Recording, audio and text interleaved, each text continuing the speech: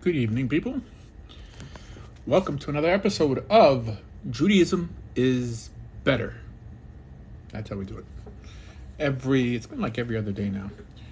Why have I moved this format to every other day? Well, to the show to every other day. I realized that on TikTok, I'm able to reach much more people than YouTube. Now, yes, I post this on YouTube afterwards. I'm still trying to figure out a way to get it live on both. I did it in the beginning, but it was kind of shaky. It was freezing. Whatever. This works. So, guys, yeah, Judaism is better. And hop on. Let's dialogue. You'd be surprised how many people have decided to convert to Judaism, have contacted me. Lots. And yeah, thank God for TikTok. Hopefully Biden doesn't screw it up. But even if he does, TikTok will still be available, right? You just couldn't download it. But if you have it on your phone, and you could use it. If you have an Android, you could install it. And you could do it online. So, yeah. So, let's see how many people hop on here. I guess it's pretty late. So, yeah, let's see. Guys, like the show, and then we'll get more people hopping on. VPN. Yeah, so VPN's not going to work for an iPhone, unfortunately. But for an Android, it will. Because someone wrote VPN there. In terms of downloading it. For an iPhone, if it's not on the the App Store, you can install it. But yes, in terms of VPN, I think that should work. Yeah, because... yeah. Even... I think if the phone is an American phone, it won't be able to do it. Because I get it. If you're using the App Store from another country, it still wouldn't get it because it's your provider, I think. Anyways, fine. Judaism is better than what? Well, that's what we're here to... that's what you're here to find out. But the only way you're going to really know what the show's really about is if someone comes up here and tries to challenge this notion. Why is Judaism better? Judaism is better than Christianity and Islam for many reasons. And I'll touch on those if you guys just stay tuned. Why do Jewish men make the best husbands? I don't even know if that's true. Honestly, I don't know. Because, let's see. My girlfriend always teases me that I'm a wannabe Jew. Is that like, I don't know. Did she say that because you're cheap or something? Okay, let's see.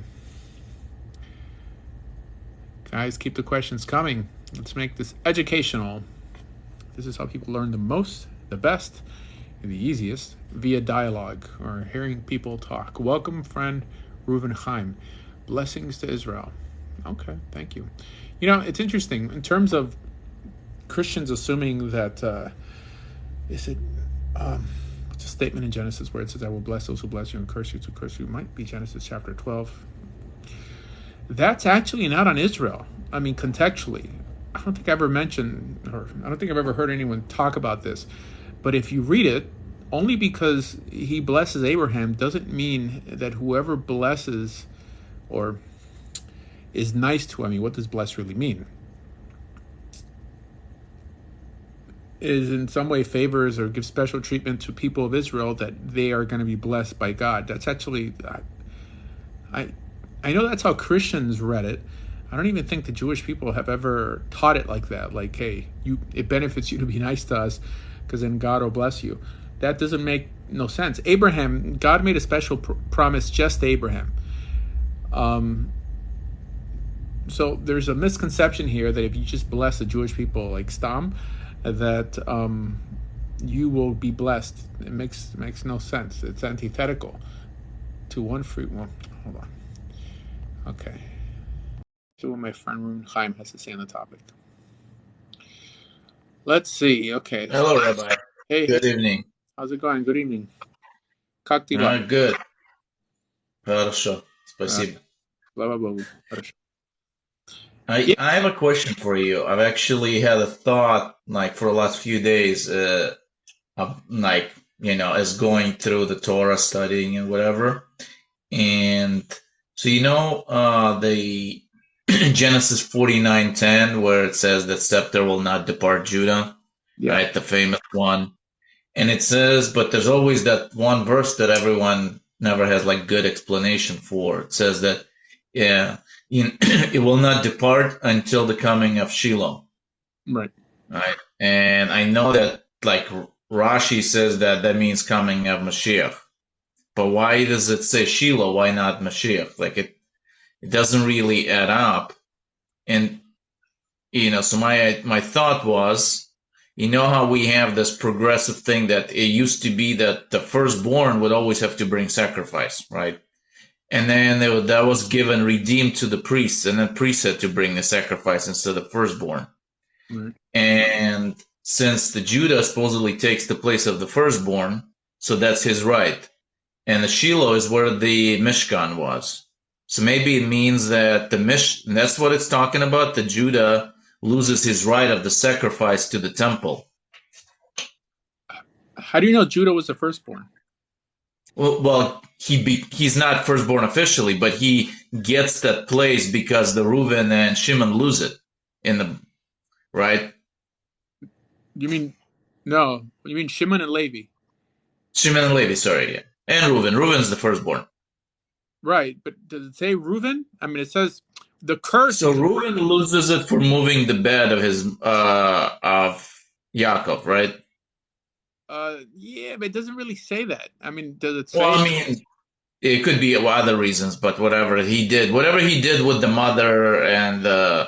Yaakov, he lost his right, and then Shimon and Levi because of the Shechem, right? So supposedly that's how they say why Judah has the scepter is because he is officially firstborn. So I heard that it was Judah who regretted throwing Joseph into the pit. Like he was the one who didn't go. Well, he didn't want to go along with it. That's what I heard. Because he was the he's the only one in like in the bunch who in some way sided with Joseph. I don't know. I mean, I guess I heard that one also. so I have a video on it breaking it down on different ways that you could say it in Hebrew. I mean, Shiloh could also be Sheloh, like not necessarily. I mean, like two different words. For sure, it doesn't mean Mashiach. Okay, I'm not Yeah. a Rashi. I think it's a shame that every Chumash has Rashi in it, right? I mean, Hmm. the Rambam's Chumash didn't have Rashi. The Rashi's Chumash didn't have Rashi.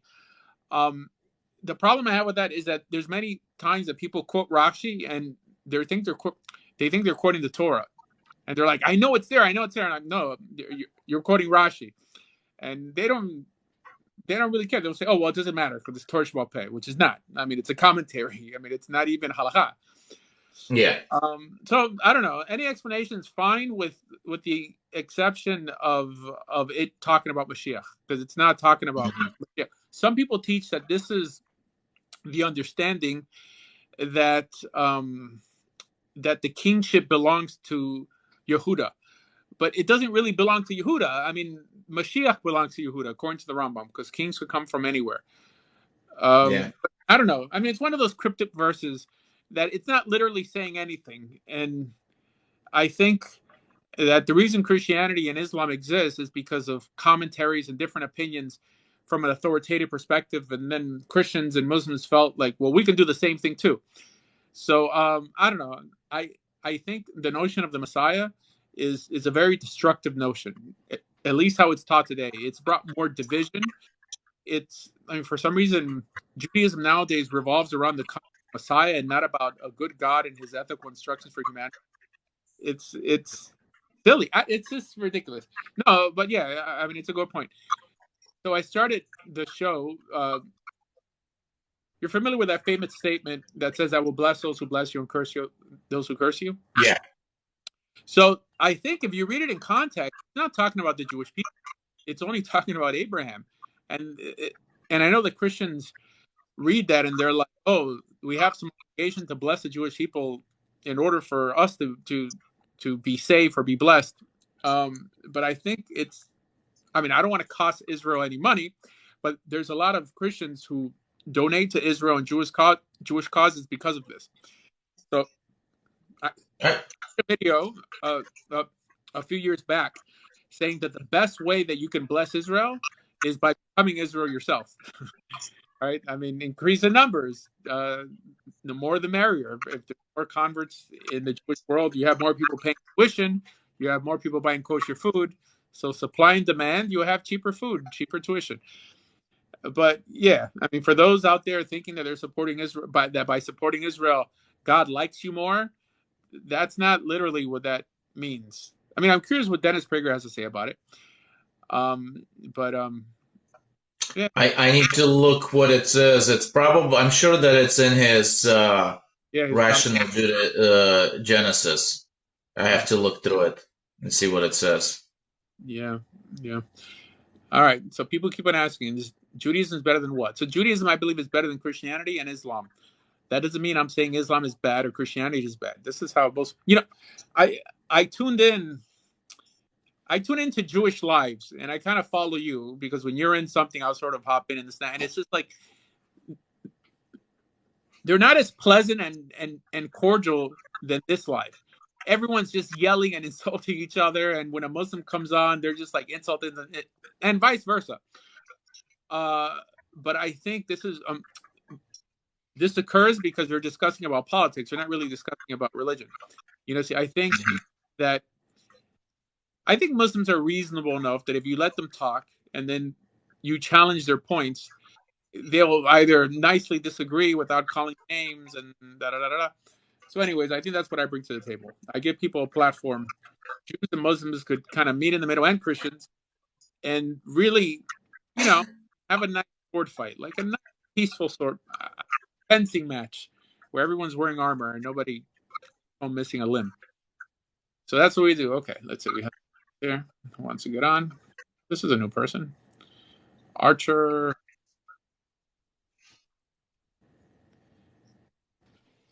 Welcome, Archer. Rock. Yo, what's up? It's Hey, yeah, Archer. my name is Archer.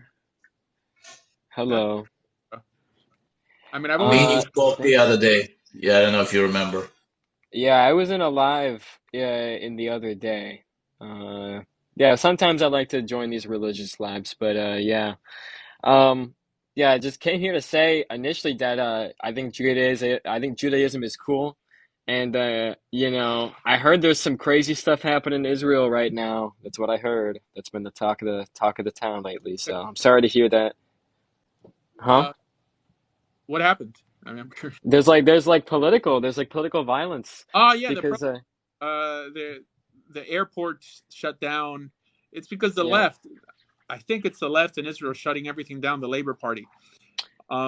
Yeah. I the mean, way yeah, the way I heard it explained was their equivalent of the Congress basically passed a bunch of laws to make them more powerful than their version of the Supreme Court, essentially. And and a bunch of people are protesting. That's the way it was explained to me, so I don't know. yeah. But politically, it's interesting.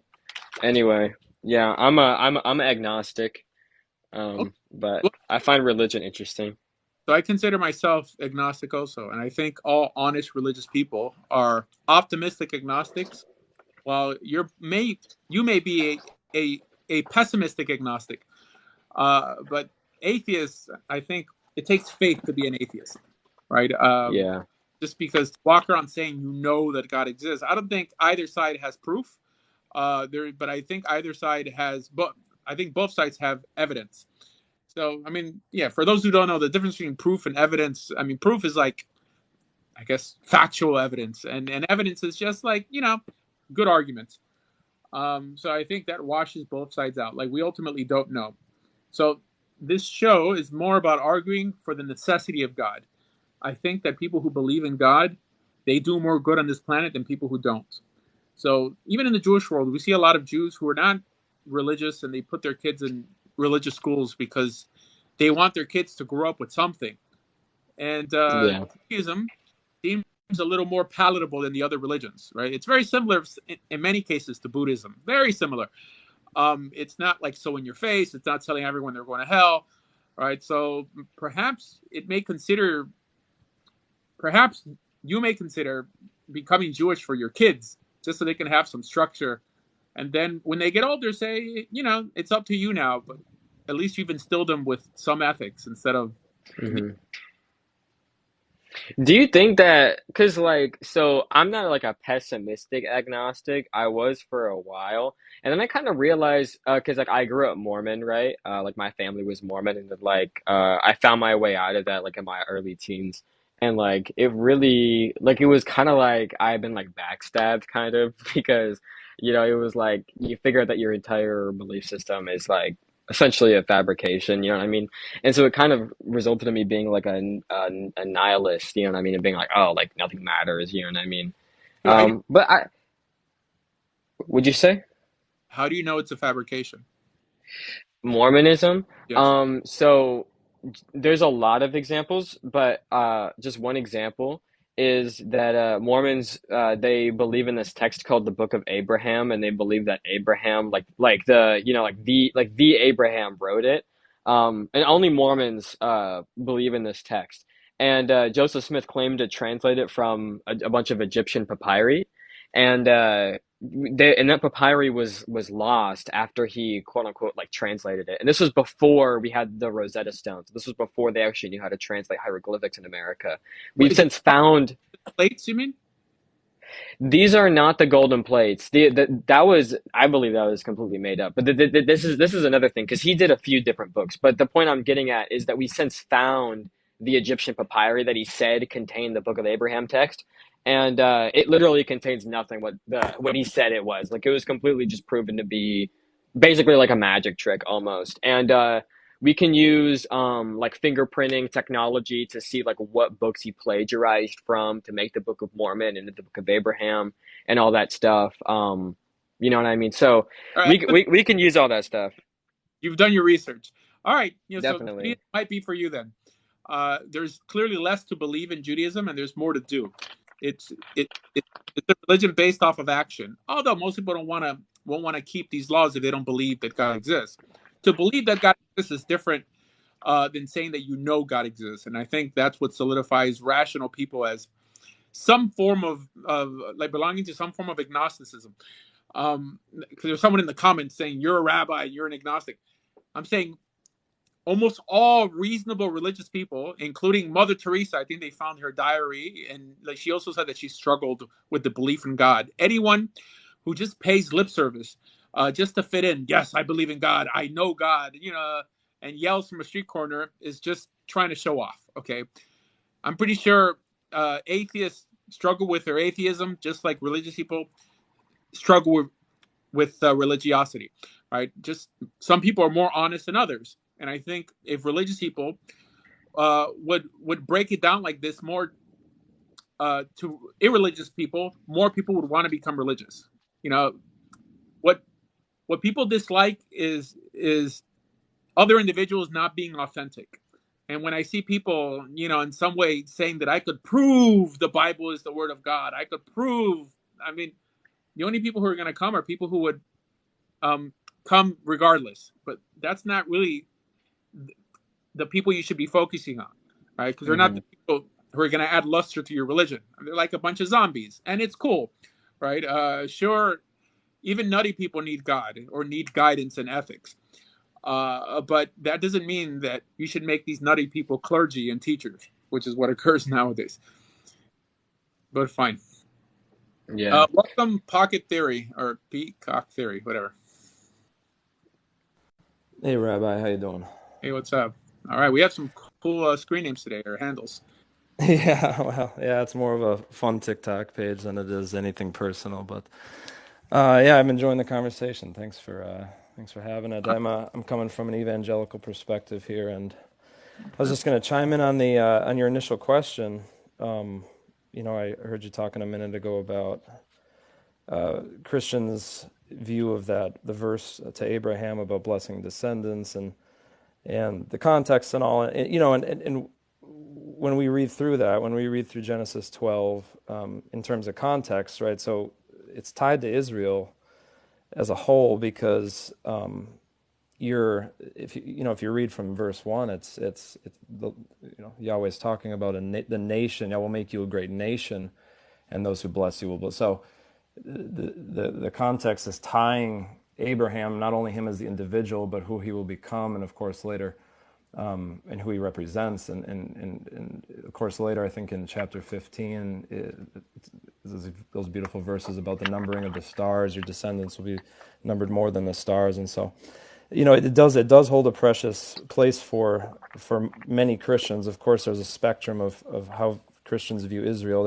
There's certainly a faction which I would belong to that supports Israel and the Jewish people not for necessarily any self-gain reasons, but for love and fidelity to God. You probably know some New Testament, as it were, as we would call it, the New Testament passages speaking to some of these things. I think of one in Romans where Paul is having a dialogue, as it were, with his listener, his reader, talking about God's stance or perceived abandonment of Israel, and there's this beautiful verse that says, has God abandoned Israel? May it never be. Paul himself is saying he would rather be damned forever than for his people to be abandoned, and so he's correcting the record for those who would speak against that.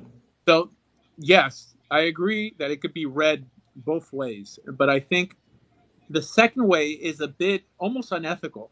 I think the New Testament is one of the main books that makes a huge distinction between the Gentile world and the Jewish world, right? I mean, this is what Jesus said, that I didn't come for you, but I came for the lost sheep of Israel. In other words, he's saying that even Israel, while lost, is more important than a righteous Gentile who's eager and wanting to learn. Now, I think this is unethical, and Jews feel the same way. I mean, it appears in Kabbalistic literature like this, like God actually cares about DNA. So it could be read both ways. It seems that the blessing is towards Abraham, who was called God's friend, right? He proved himself, but not just anyone who happens to come from Abraham, because the vast majority of Jews throughout history, the vast majority of Jews have always been wicked. Okay, it's always been that small remnant. The vast majority of Jews stayed behind in Egypt. The vast majority of Jews stayed behind in Babylon, and it's always that small remnant. If it was only just their nation, then ethically it means nothing. It's like God cares about pedigree. So I think if we read it in a reasonable manner, it has to be because Abraham earned it, that he blessed whoever blesses him, but not whoever blesses your descendants. Now, Christians have no issue with this because they've been looking up to Jews from the book of Matthew, right? They're always, for some reason, they're happier when a Jew converts to Christianity than when a Roman converts to Christianity, or I don't know, a South African or whatever, because I think Christians, for the most part, do separate the world between Jew and Gentile, just like a lot of mystical Jews do, but I don't think the Torah does. So, what would be your perspective on just the basic view that God in the Torah has a chosen people? Because that's a distinction. Yes. So, in the same Torah, over 100 times, he says that if you do such and such, you shall be cut off from your people. Meaning, this tells us that flesh and blood doesn't solidify a place for you amongst God's people. That it's about belief and behavior, whether you have an Abrahamic pedigree or not. So it's similar to Islam. The nation of Islam is called the Ummah, right? There are people, just like Am Yisrael, it comes from the same word. We're a people united essentially by belief and behavior. It has nothing to do with blood, because if that was the case, then the Edomites would be special because they also come from Abraham. The Amalekites also come from Abraham, right? But for some reason, we make a distinction between those. So fair enough, but I mean, explain what you're saying, what you just said there, in light of the progression through the book of beginnings, the book of Genesis, as Israel becomes more defined through Isaac and Jacob. I mean, it's not like we're talking about a different book here, Right. right? But So I fail to see the Edomite aspect of it. Of course, the covenant is given to Abraham, but it becomes defined through history, through the book of Genesis, through Isaac and Jacob.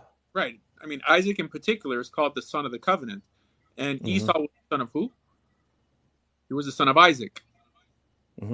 Right? Yeah, and so there's no, but I mean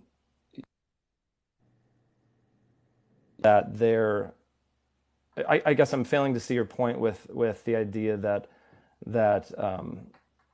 bringing in the other tribes, as it were, of that time, as it relates to the covenant of God and the chosen peopleness of Israel, because it seems self-evident in Genesis that I would assume both Christians and Jews would agree upon, that the basic fact that God has a chosen people, and it is from Abraham, from Isaac and Jacob. So the truth is, God doesn't really have a chosen people. According to the narrative, it's Abraham choosing God. Don't forget that. Why would God blindly choose anyone and then only find merit in them when they pass certain tests? It says Abraham was tested 10 times by God. So Abraham earned anything he got. He earned his status. A chosen people makes it sound like God in some way was choosing blindly. It's like Jews are inherently special because God chose them.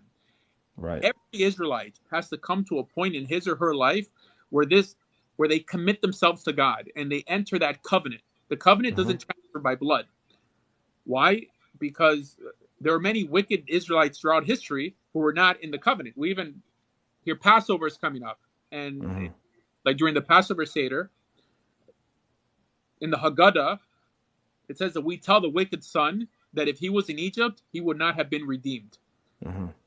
So I know that it's typically an outsider's view of how Judaism functions, that assuming just because Jews are descendants of Abraham, that they are in any way special to God, but it's not true. I mean, as a matter of fact, I would go as far as to say that even the land of Israel doesn't belong to Jews. The Torah says the land of Israel belongs to whoever keeps my covenant. Sure. Fair enough. And I, of course, as you read the narrative of Genesis, there are individuals involved, but the covenant and the promise is set upon a more general people, and it's a story, of course, of God's relationship with that group as it relates to the covenant and whatnot. Yes, using individuals, but I guess, are you saying, did you just say that you admit your perspective may be an outsider's perspective? No. I would say I'm gonna drop down. Thanks for having me. Okay, no problem.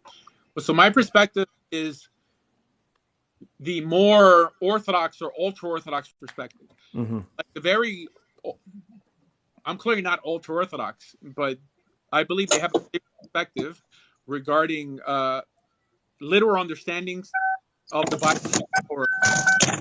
So, for example, Jews in Israel who are ultra-religious or ultra-orthodox view secular Jews in Israel like Gentiles.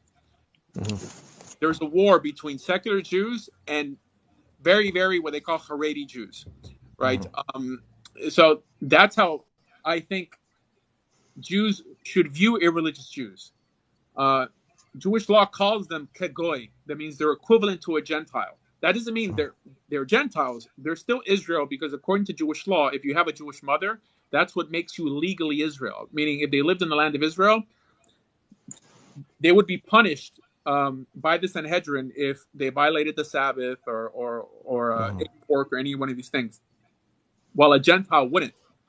But that doesn't mean that they're important to God.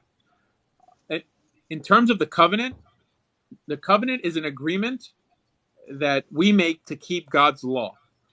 And on Mount Sinai, and the rabbis are unanimous in the Talmud about this, that there were more non-Jews, non-Hebrews on Mount Sinai than Hebrews. because it says that there was a mixed multitude of people alongside the Hebrews, and they all said, "We will do and we will listen." And a few chapters later, they're indistinguishable from Israel. They're all called Israel, right? So this idea, Judaism from its inception was universal, but for some reason, Christianity always made that distinction, right? Although later on, Paul says that you're grafted in, that you're the branch grafted into the olive tree. So that in some way means that you're Israel. I mean, if you're a Christian and you believe that, I mean, you're Israel. Yeah. So I mean, that's my perspective. It's not popular, and on social media and amongst, I don't know, modern Orthodox or conservative synagogues that are very pro-Israel, but the organizations or the religious groups that are not so pro-Israel, like the ultra-Orthodox Jews, they're not anti-Israel, but they're what's called non-Zionists. They don't view secular Jews as Jewish, and they have no issue relating to them like they would relate to a Gentile. Yeah. Yeah, thank you. Yeah, no problem. Okay, welcome, Disciple John. Hello, shalom, everyone. Praise the Lord. Shalom. It's you. Greetings. It's the prophet. So, well, yes, I am a prophet, and I have actually prophesied a few things, that not only the Mississippi River will turn into blood, but that Washington, D.C. will be struck with a major hurricane and an earthquake. So if what I say comes to pass, be careful, because that means you were speaking to a prophet sent from God. And since long ago, Israel has been sent prophets to prophesy of things that will come to pass and things that are occurring, but has long since rejected many of their own prophets. This is a thing that the Jewish people continue to do. They continue to reject their own prophets that are sent from God. And then they have people such as the host who reject that even David was a prophet, or the minor prophets, or the major prophets in the Bible, or the Tanakh, and tell you that you can become Jewish, but tell someone like me who's from Israel and who is Jewish that I'm not Jewish because I don't fit his criteria for. All right. Go away. All right. So, why is this individual not a prophet? I mean, one, it says, okay, he claims to be an Israelite. Fine. I mean, most Jews don't know about Judaism, so why should he be the exception? The job of the prophet is to bring you back to Torah observance and to give you a timeline of when something bad is going to happen if you don't turn back. And that's what it means when it says that if what the prophet says doesn't take place, then that's how you know he's a false prophet. That means if its job is to bring you back to Torah and to give you a timeline of possible destruction or occupation, that's the test, not someone who foretells the future in general, okay? Some sort of fortune teller. And the job of the prophet was, to restore Israel back ultimately to Torah observance. I mean, prophesying that Washington, D.C. is going to be destroyed, this and that. Come on, man. Anyways, that being said, I do believe in prophets, even nowadays. There is a medrash that I guess most people take it too literally, that says that prophecy was done away with, and after the destruction of the Second Temple, prophecy was only given to crazy people and to babies or children. This is just one tale, one legend in the Talmud. People like Maimonides didn't believe it. I think the Ramchal, famous Kabbalist, he wrote Mesilas Yesharim, the path the Path of the Just, as a guide on how to be a prophet or learn how to be a prophet. He says if you master this book, or is it Derech Hashem? Anyways, yeah, I'm pretty sure it's Mesilas Yesharim. So yes, it's not. For some reason, people only hear one rendition of how Judaism functions, and I'm here to, in some way, teach you Judaism from a perspective that you've never learned it, but I know it from many different perspectives. So I could tell you what Kabbalists believe, what Ashkenazim believe, what Sephardim typically believe, and then I'll give you my personal approach. Now, what makes me Jewish and kosher, I hate using that word kosher, just like I hate using the word heretic or man or Bakaris or kofar. What makes me kosher, what makes anyone a kosher Jew, is that he or she keeps the oral law and the written law. That's it. In terms of what you think prophets are, or Kabbalah, or Shadim, and Malachim, all this stuff, that's secondary. It's a shame that people get attacked for giving their opinion regarding Judaism on things that have nothing to do with the written law or the Torah, or the oral law. Okay, I want Jewish friends. All right. Let's see. Let's read some questions here.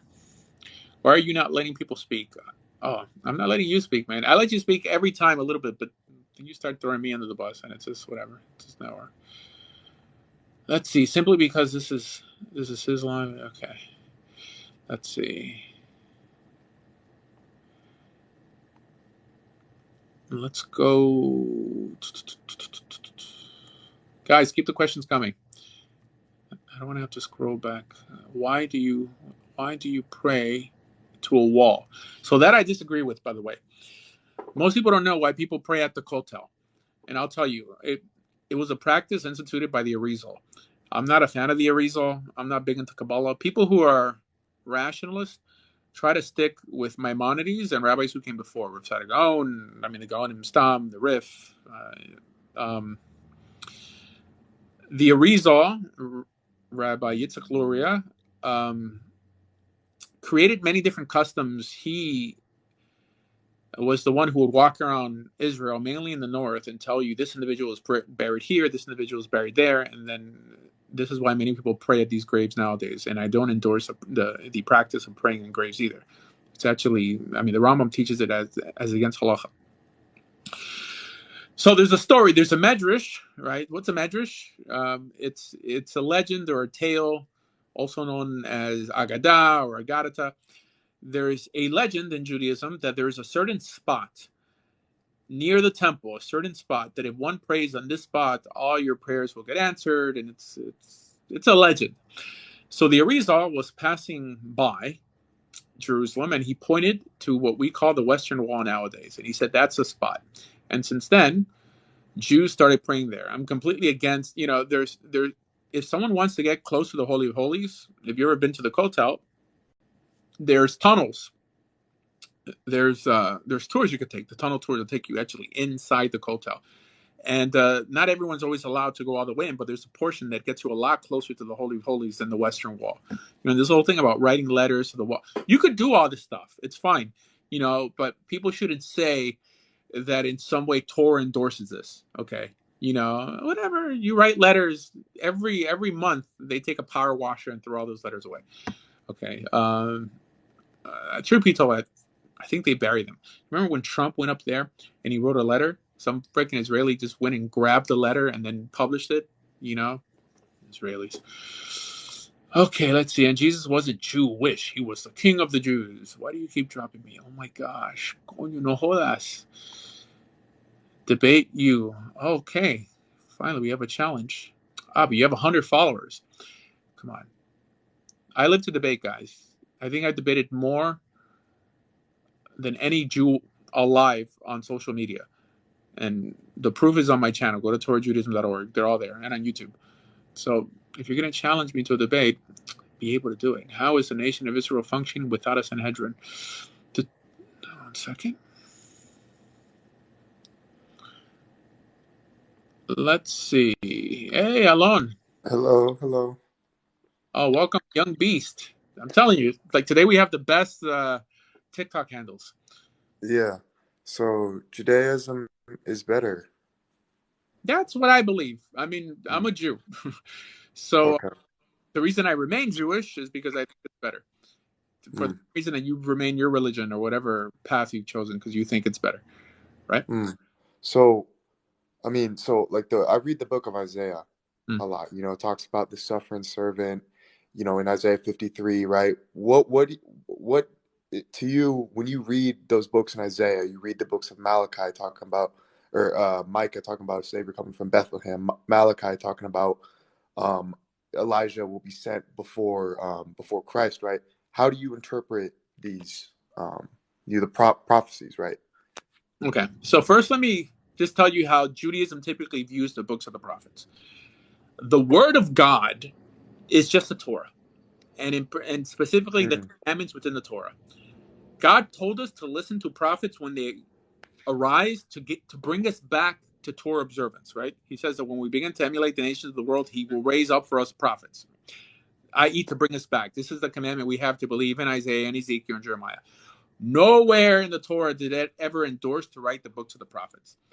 That being said, okay. Micah is talking about David. I believe Isaiah 53 is talking about the martyrs or every messenger that's sent to Israel and made to suffer. And the rest of all the hyperbole, poetry, and symbolism in there is not meant to be taken literally. And I would say that the vast majority of prophecies, supposed prophecies that appear in the books of the prophets, either occurred or expired. Because every prophecy is conditional. Every prophecy. Meaning, if God says that he's going to bless you, it's only if you remain on the right path. If he says that he's going to curse you, is only if you don't return to the right path. Like we saw in Jonah, and God told them that he's going to destroy Nineveh, but he never told them to repent. But they knew, right? They had it down. They put ashes on their head. They went through the whole motion. They repented. God never told them to repent. He just said, I'm going to destroy this place, and God didn't destroy it. Now, can you imagine if we didn't have the second part of the book of Jonah? Guys, like the show. Like, right? Just like a Nintendo controller. The more you like it, the more views we'll get.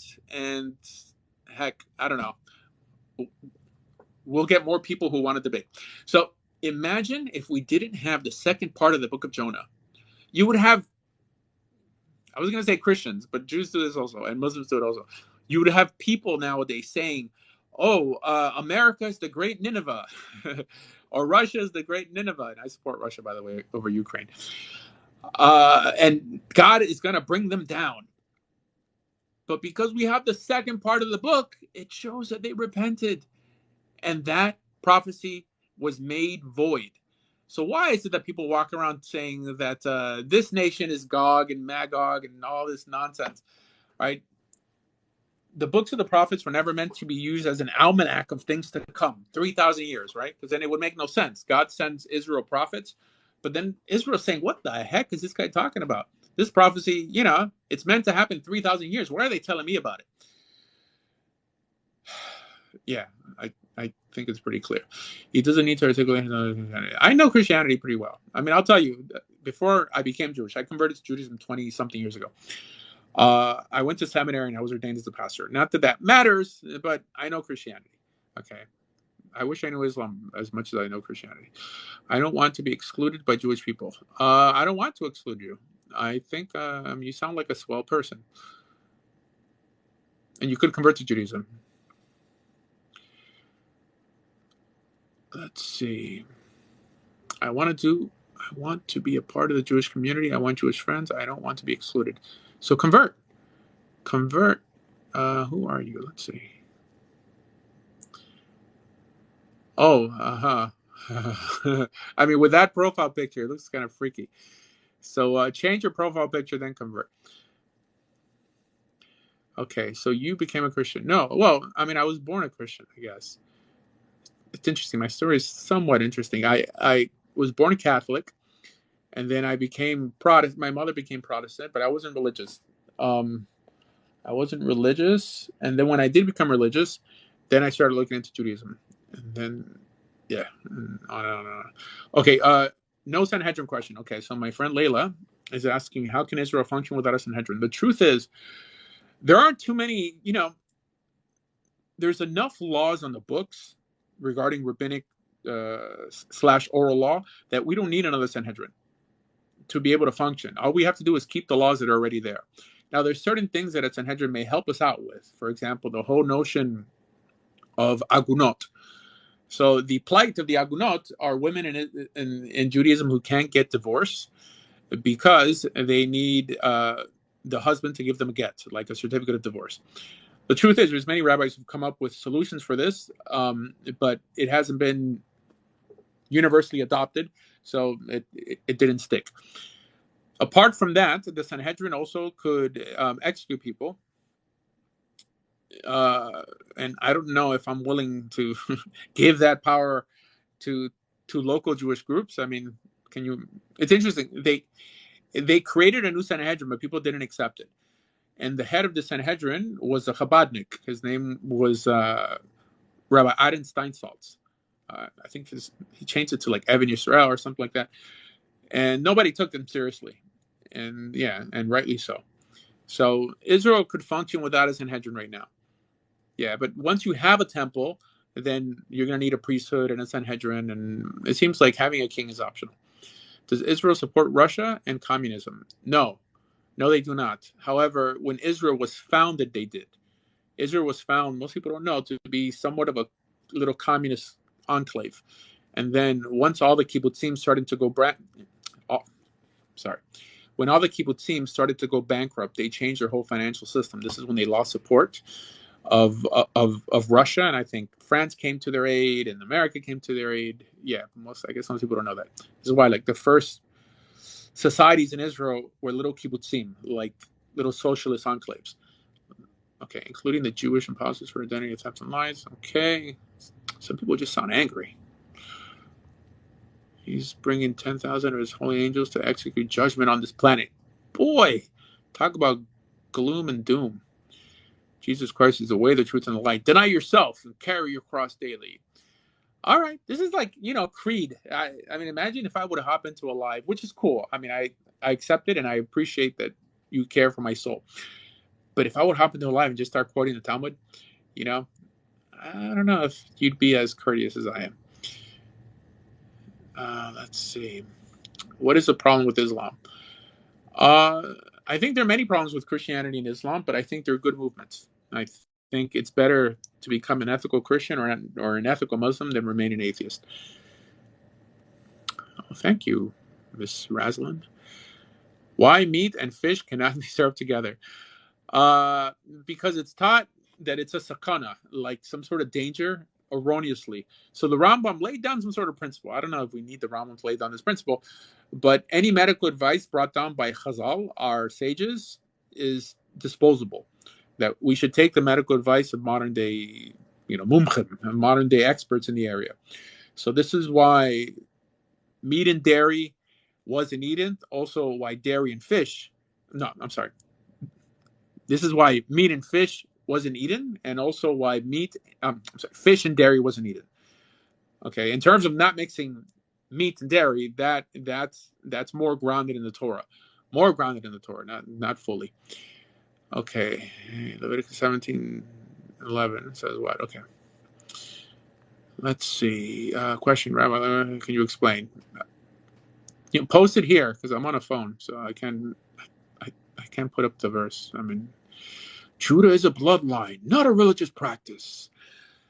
You like the sound effects? Sound effects off. Okay, Judah is not a bloodline. Okay, Judah, in terms of the kingdom of Judah, for sure is not a bloodline. In terms of the tribe of Judah, this is not what people claim to be when they claim to be Jewish. Mordechai was from Benjamin. He's called a Jew. At the end of the book of Esther, it says they became Jewish. So maybe you were reading different Bibles. Thanks, Achi. Big hug from, what's up, man? My friend in the West Indies. Well, West Indies, no, he's in Africa. All right, Book of Sages. 1 second. Don't forget to like the like. Don't forget to like the live. Jesus Christ is the only way, brother. Are you Orthodox? Yes, I'm Orthodox. You ain't a rabbi. I'm just reading things with sound effects here. Okay, or different voices. Okay. Guys, you don't have to call me rabbi if you don't want. What is your definition of the word rabbi? So, Jesus really wasn't a rabbi. I mean, I'm going to start telling you what my definition is by saying that. As a descriptive term, yes. From that perspective, Muhammad was a rabbi. Rabbi in Talmudic times, and for sure in the time of the Second Temple, meant someone who had smicha going all the way back to Moses. That's what rabbi was.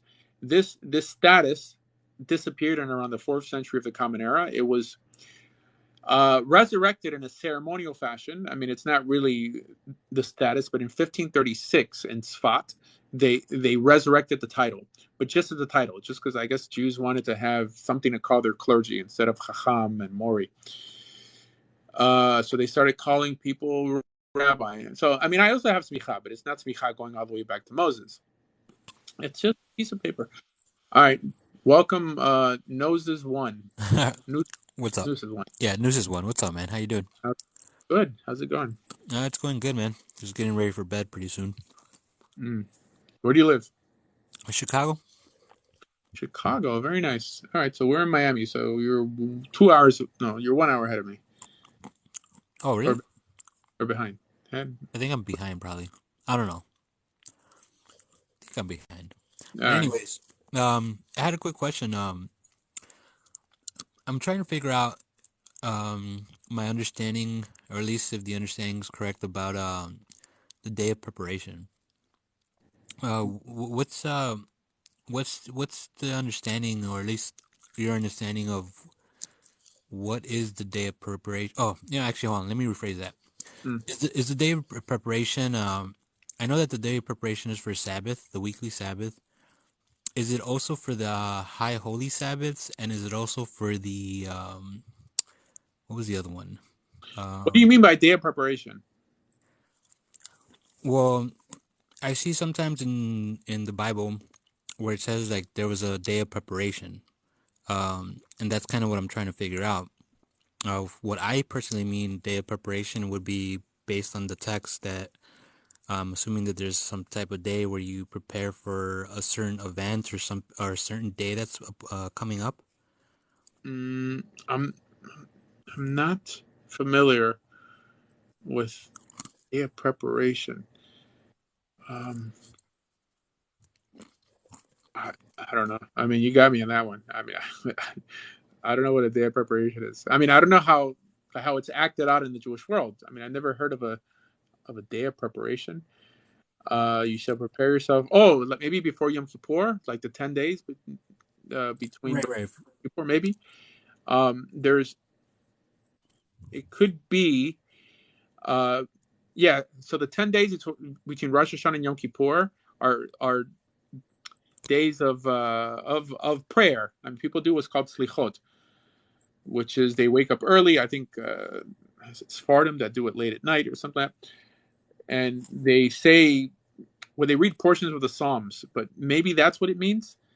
In terms of before they accepted the Torah, it says prepare your clothes or something like that. It says they wash their clothes. But how is it applicable in temple times or nowadays? I'm not familiar with it. I'm not. Okay. I mean, I'll look into it. I'm sorry. No, you're good. It's because that's the same question that I've been asking like the Christian body or Messianic believers, where in the New Testament it says that I believe somewhere in there it says something about the body of Jesus. They were trying to bring back down the body of Jesus, and they had to do this because the day of preparation was approaching or something like that. And I'm just confused because I don't find it in the Old Testament, at least the how you would actually follow a day of preparation. But the answer that they tend to give me is that the day of preparation was for the Sabbath, which was, I guess, the day that you prepare your meals because you're going to have a rest day. And then same thing for the high holy Sabbaths that happen throughout the year. And then some of them were also telling me that the day of preparation also happens for certain feast days. And for instance, like somebody pointed out that in Exodus 12, they were calling it the day of preparation for the Passover, for the lamb.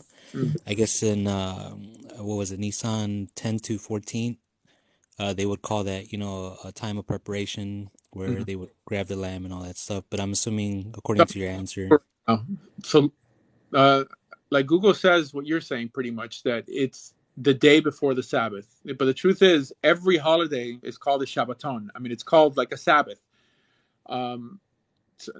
Somewhat of a high Sabbath.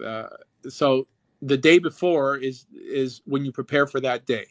That's what I'm looking online. I guess Jews nowadays, yes, prepare for Shabbat. I mean, for example, tomorrow everyone's going to be running, at least in Israel, like to get the food they need for the meal and stuff like that. But it's not an actual holiday, like the day of preparation, right? It's just a day, I guess, to physically prepare. I mean, this is what I'm looking here because it's quoting.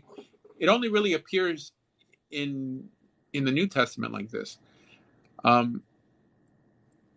Yeah, as right, yeah, but I don't see it in Jewish literature like that. But fine. I mean, I'll look into it, but yeah. No, I'm not. All right, cool. All right, thank you for your time, man. Okay, Thank you for that. Bye. bye. Someone is saying, why don't I have peyot? I used to have peyot, by the way. When I lived in Israel, I lived in a yeshuv.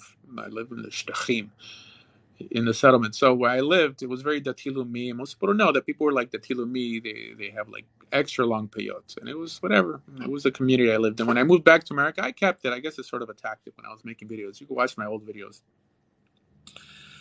But it's not necessary. I mean, I have peyot from a halachic perspective. That means I don't shave this with a razor, so that counts. This is why groups like Chabad don't have peyot, and they're ultra religious. I mean, they don't have long peyot, which is what I'm talking about. And anyone who's associated with this will learn shortly. The great day is very close. That great day. Every generation, people feel like they're in the last days. Guys, let me break it to you. Let me break it down to you. There is no last days. There is no end of the world. There's no day that God is coming, or there is no specific day of judgment. I'm telling you right now.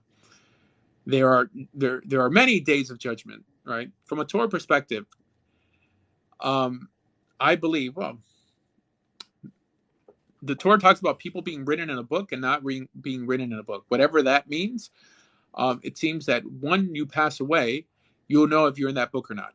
Whatever that may mean. The idea that there's one specific day of judgment when the world's going to be judged, this does not appear in the Torah. This is a developed idea, a much, much later developed idea.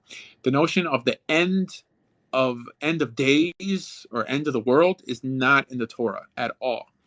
The word that's typically, or the words that are translated as end of days, is in Hebrew is aharit hayamim, which means in later days. That means it could be tomorrow, it could be the day after. I mean, even the word that's translated as eternity in the Torah doesn't mean eternity. The word leolam doesn't mean eternity. It just means for a long time. Yeah, I guess I'm forced to be the bearer of bad news. But Christians, not a Hebrew, what does that mean? They're waiting on a German to come as the Messiah. What are you talking about? Who's this guy going on crazy? Sirius the 13th son. All right. Flat Earth or round Earth? I don't really care.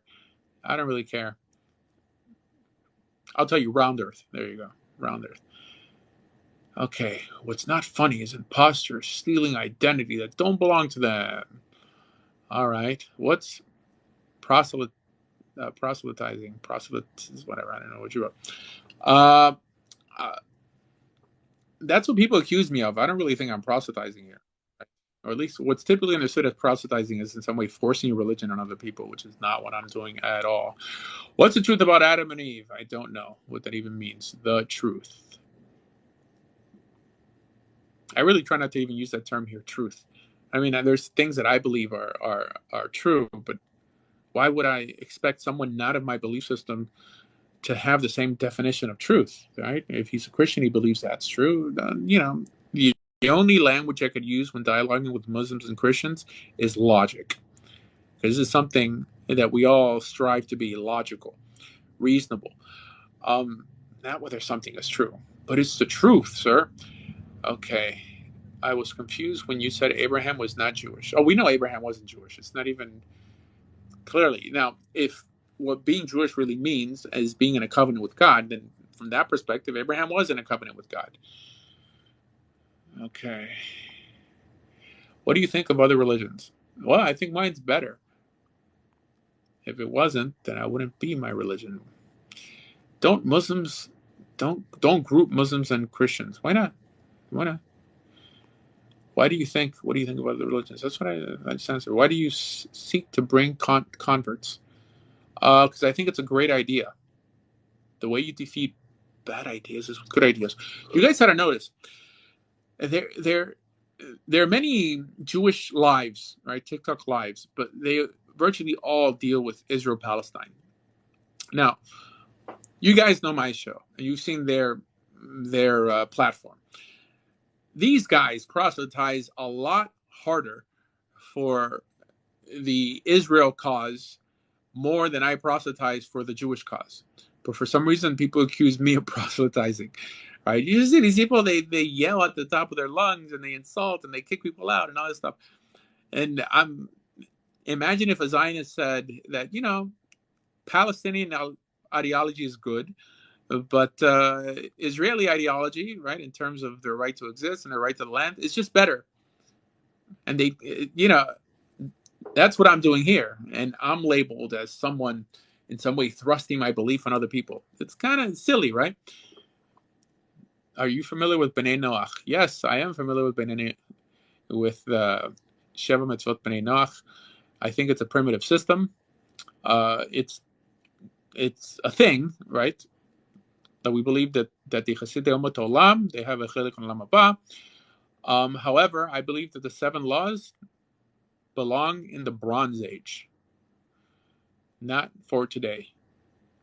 Most people don't know.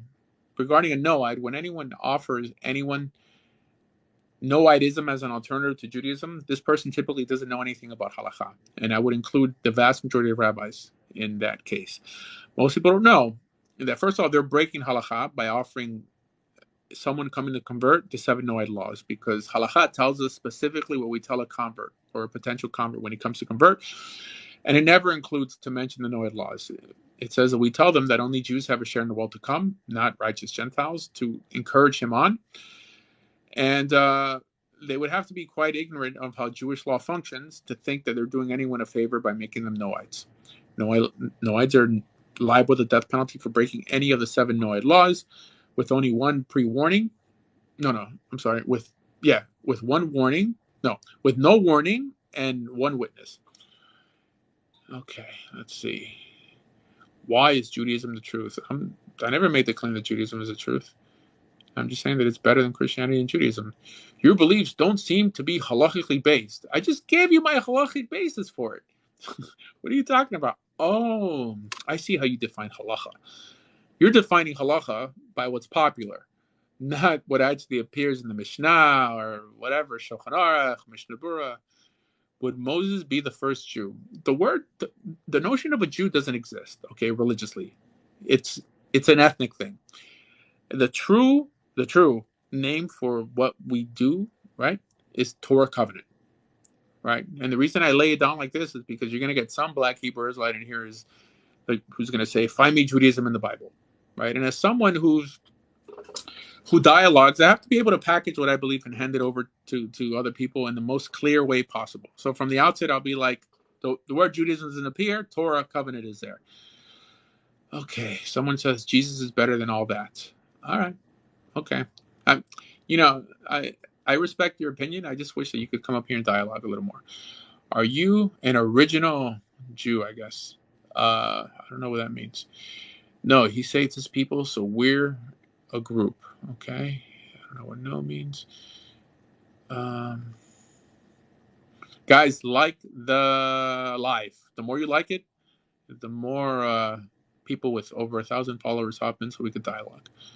Someone put Israeli flags. Okay, this is not a political show, by the way. I mean, I support Israel, but not from a religious perspective.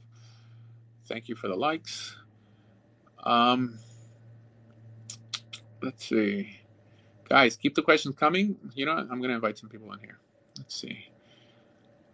Who's this? Is this the Mustafa lady? I saw her in a few lines. Let me throw her in here.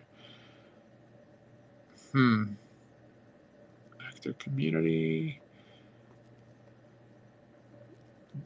Guys, having over 1,000 friends comes with the responsibility of keeping lives interesting. So, hop in. All right. Wow, man, you have a scary.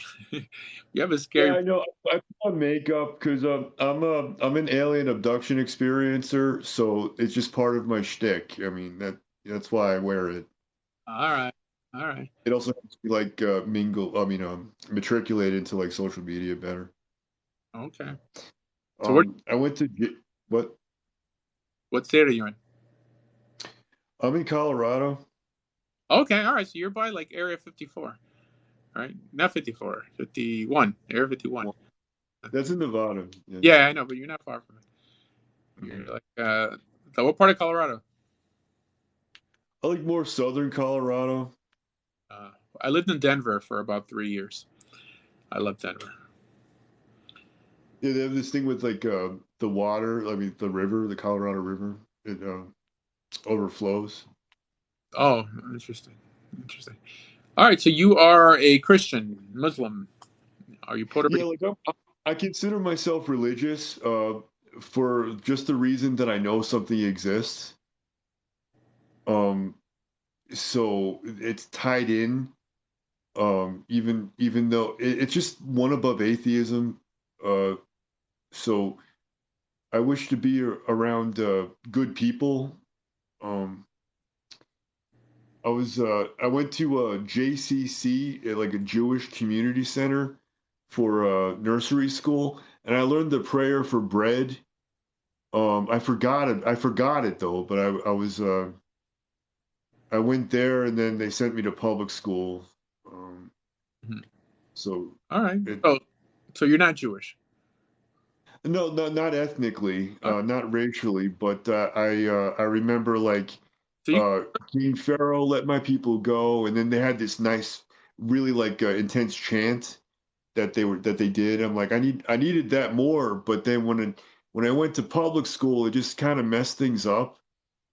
For me anyway, I would have done a lot better if I'd have went to like what do Hebrew you call that, seminary or what, you know? or yeshiva, I guess.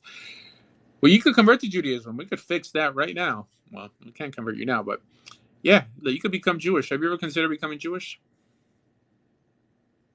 Yeah, I wanted to, but it just it eluded me.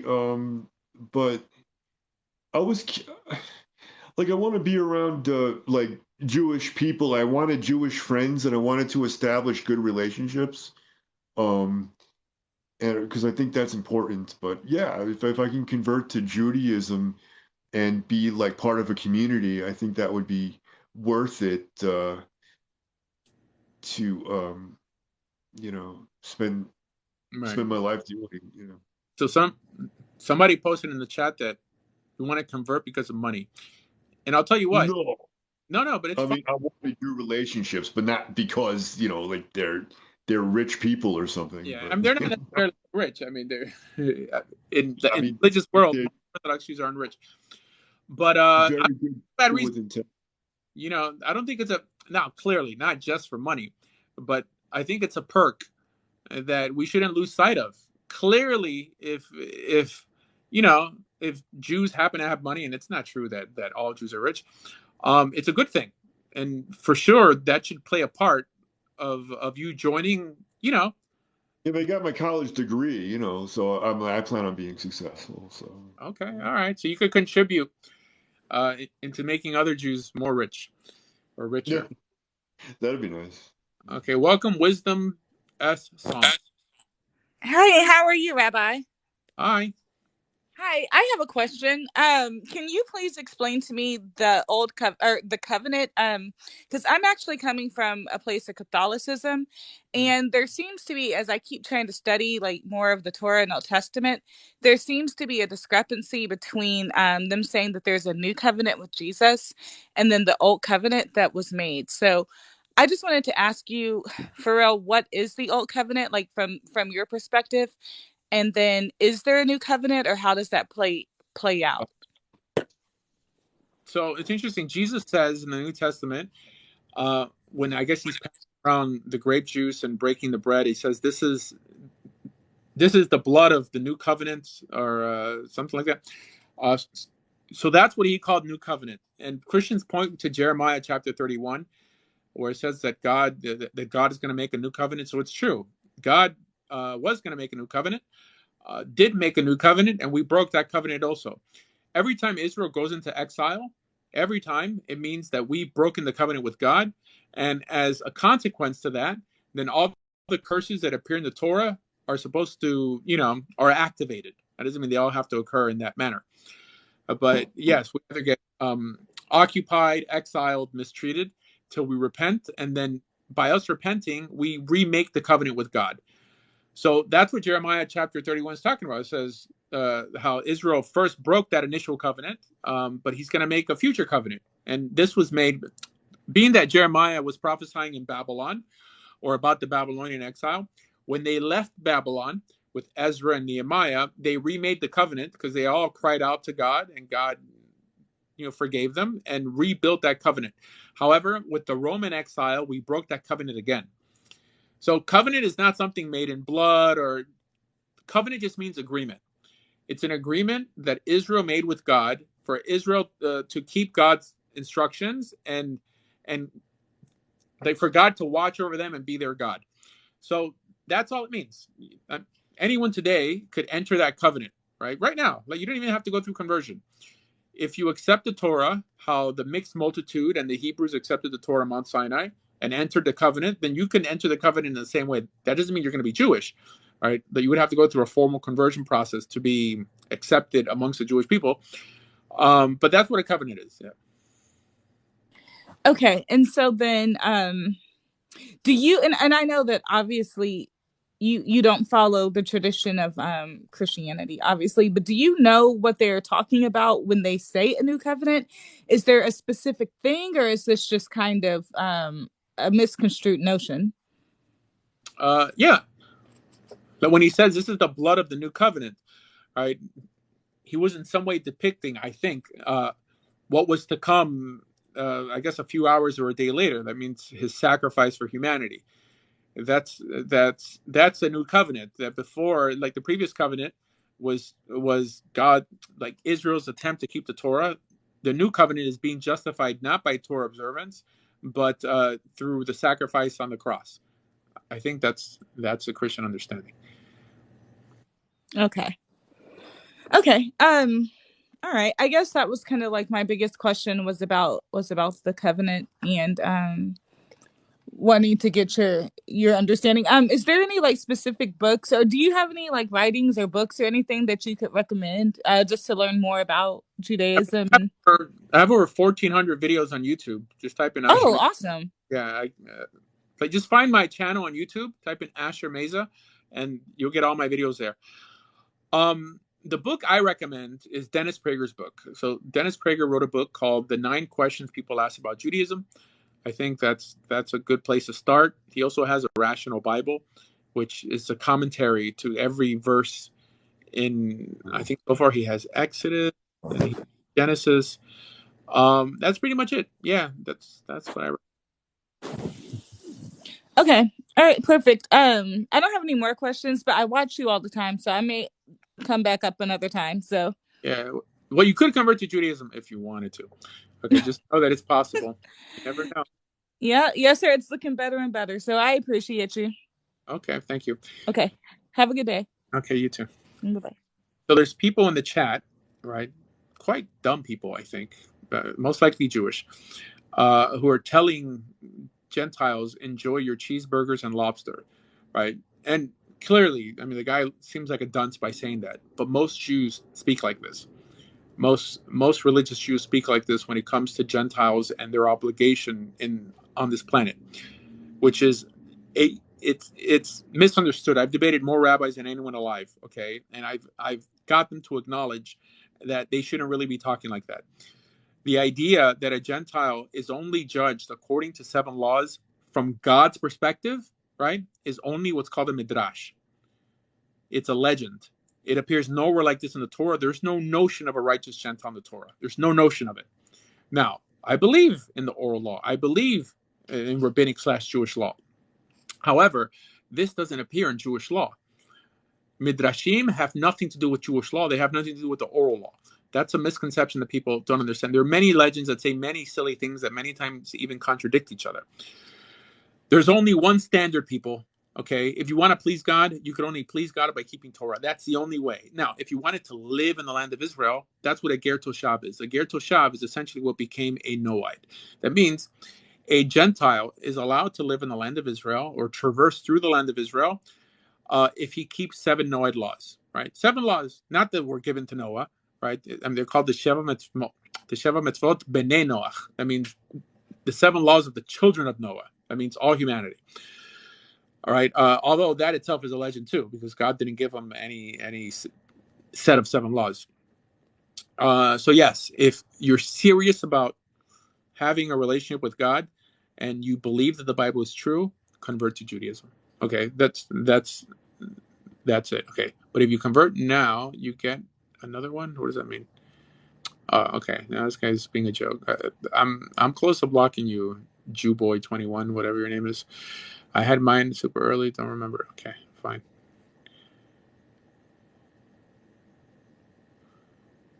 Okay. Next, guys, like the live. The more you like it, the more people hop on. But if you convert now, okay. Silly.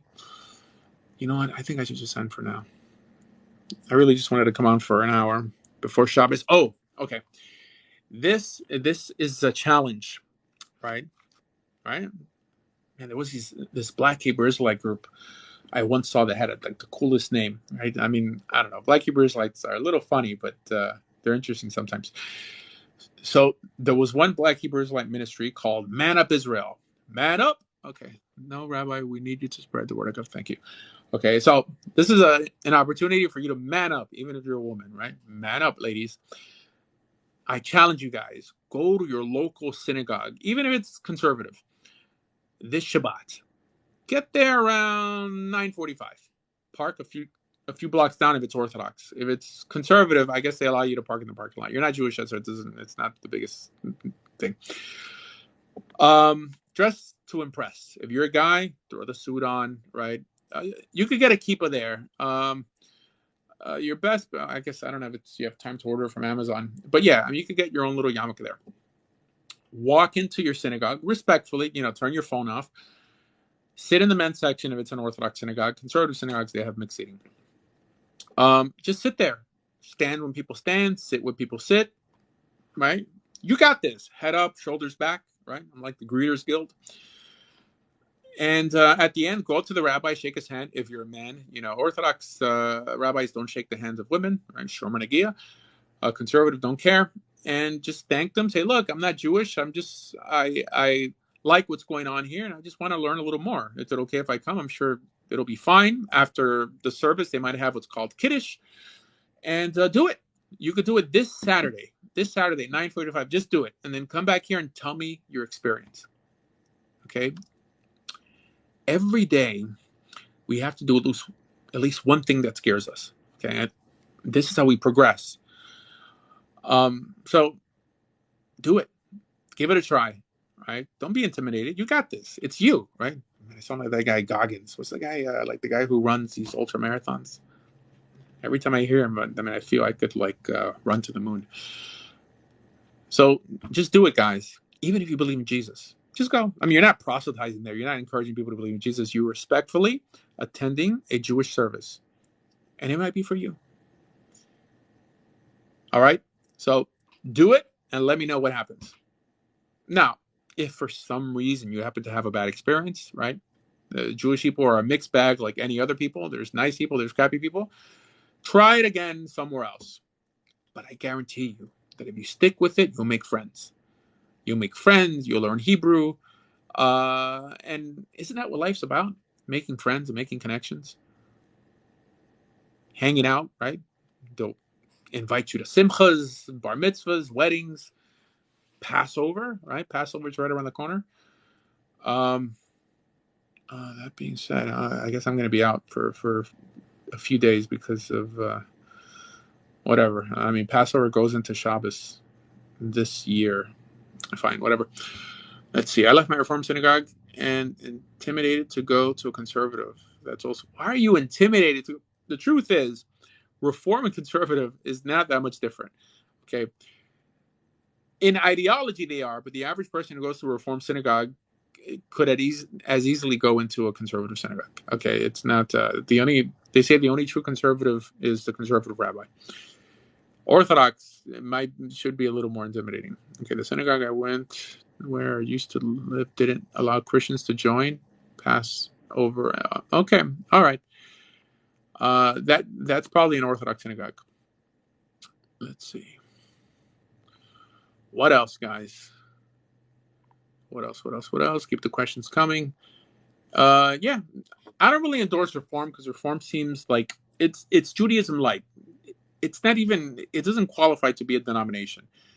I think a denomination is supposed to be, right? I mean, it's just like a denominator. It's just like one piece of the bigger puzzle.